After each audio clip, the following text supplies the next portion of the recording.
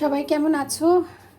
সবারই কথার একটি নতুন ব্লগে তোমাদের স্বাগত জানাই। আর আজকে হচ্ছে শনিবার 17ই মে। আর আমাদের পাড়ায় আজকে আমি যেখানে নতুন বাড়ি করেছি তো সেখানে রবীন্দ্র নজরুল সন্ধ্যা হবে। আর আমি সেখানে একক নাটক করব, শ্রুতি নাটক রবীন্দ্রনাথের চন্দরা। তো আজকে যেহেতু স্টেজ আছে সেহেতু খুব নার্ভাস আর একটু ব্যস্ততা। যতবারই স্টেজ করি না কেন মানে সব সময় নার্ভাসনেসটা কিন্তু থাকে আমাদের শিল্পীদের মধ্যে। তো আজকে এটা করেছি, সেটা হচ্ছে ভাত, ওটা তো ম্যান্ডেটরি।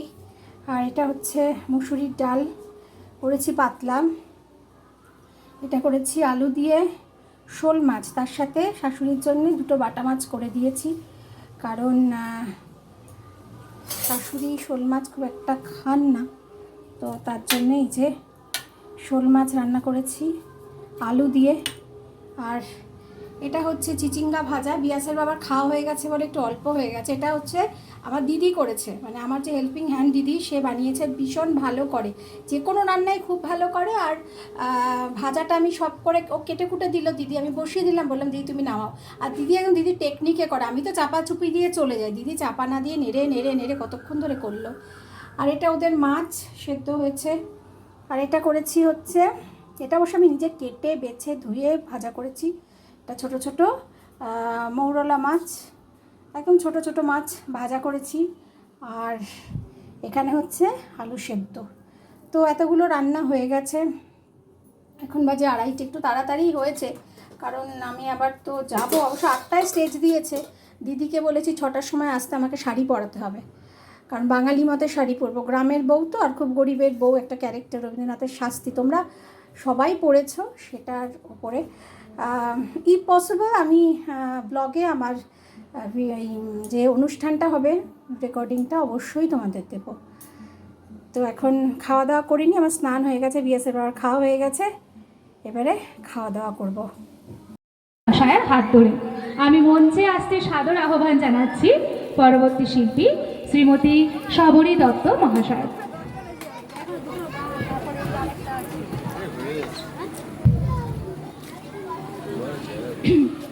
সবাইকে শুভ সন্ধ্যা। আজকে আমার নিবেদন রবীন্দ্রনাথ ঠাকুরের ছোট গল্প শাস্তি অবলম্বনে লেখা শ্রুতি নাটক চন্দরা। নাট্যরূপ শ্যামলী বসু। হ্যাঁ হ্যাঁ, লোকে বলতো আমি মুখরা, তা আমার বড় যাই বা কম কি ছিল। গায়ের লোক বলতো আমরা দুই জায়ের ঝগড়া চোটে বাড়িতে কাকচেল বসতে পারতো না। হ্যাঁ গো, এবার আমায় চিনতে পেরেছ? আমি সেই ছোট বউ চন্দরা। আমার ভাসুর আর বর জন্মজোরের কাজ করত। আমার বর কি আমায় ভালোবাসতো না, নাকি বাসেনি? না, তা তো নয়। তবে তবে সেদিন যেন দুম করে রামলোচন চক্রবর্তী মশাইয়ের কাছে বলে বসলো যে আমি নাকি বড়জার মাথায় দা দিয়ে কোপ বসিয়ে তাকে মেরে ফেলেছি ঝগড়া করতে করতে। হ্যাঁ গো, সত্যি বলছি, দিদির সঙ্গে খুব ঝগড়া করতুম, গা শুদ্ধ লোক তার সাক্ষী। তাই বলে আমার বড়জাকে আমি খুন করে ফেলবো? আমার বর এমন কথা বলতে পারলো? তবে খুলেই বলি, সেদিন ভাসুর আর আমার বর গিয়েছিল জমিদারের কাচারি বাড়ির জন খাটতে।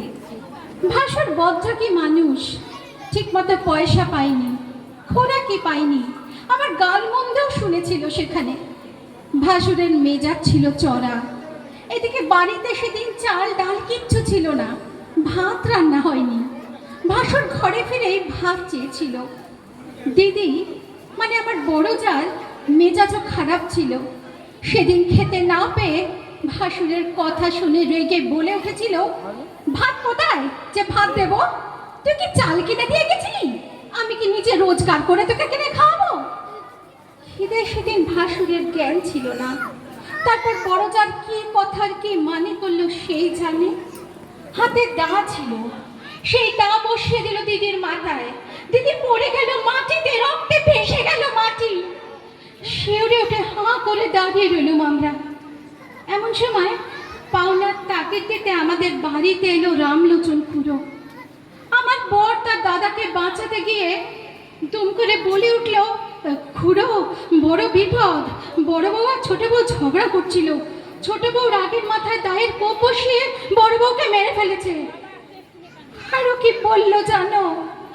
বললো কি না, বউ গেলে বউ পাবো, দাদা গেলে দাদা পাবো না, দাদার ফাঁসি হলে দাদা পাবো না তো আর। বরের কথা শুনে চোখে অন্ধকার দেখলুম গো, পায়ের মাটি যেন সরে গেল। এত বছরের চেনা মানুষটা কেমন যেন অচেনা হয়ে গেল। এতদিন সুখে দুঃখে ঘর করেছি দুজনে, আজ সব মিথ্যে হয়ে গেল। এত ভাব, এত সোহাগ মিথ্যে, সব মিথ্যে। বলে কিনা বউ গেলে বউ পাবো, ভাই গেলে আর ভাই পাবো না। দুঃখে অভিমানে কান্না যেন বাঁধ ভাঙা বানের মতো ঠেলে উঠলে বুকের মধ্যে। তখন সবার কাছে, হ্যাঁ, পুলিশ, হাকিম, জজ সাহেব সবার কাছে একই কথা, তোতা পাখির মতো আউড়ে গেলাম। হ্যাঁ, আমি খুন করেছি, বেড়ে ফেলেছি আমার বড় যাকে। হ্যাঁ, আমি আমি আমি তো ফাঁসির হুকুম হলো আমার।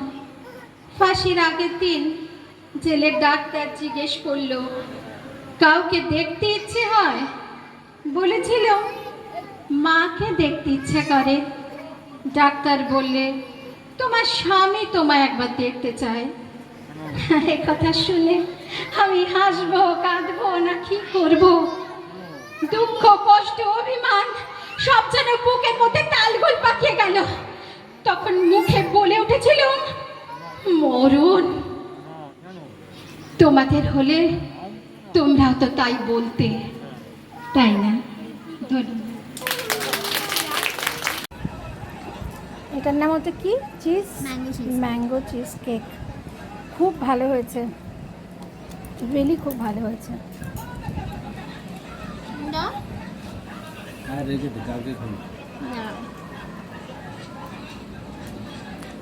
ম্যাঙ্গো পাল্পগুলো এত সুন্দর মুখে লাগছে না? এবার উঠবে, অসাধারণ।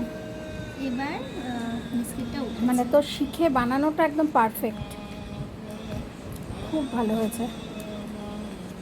এবারে বিস্কিট উঠলো। হ্যাঁ, কারণ ঠান্ডা ছিল না, টেম্পারেচারটা একটু এসে গেছে। খুব ভালো হয়েছে।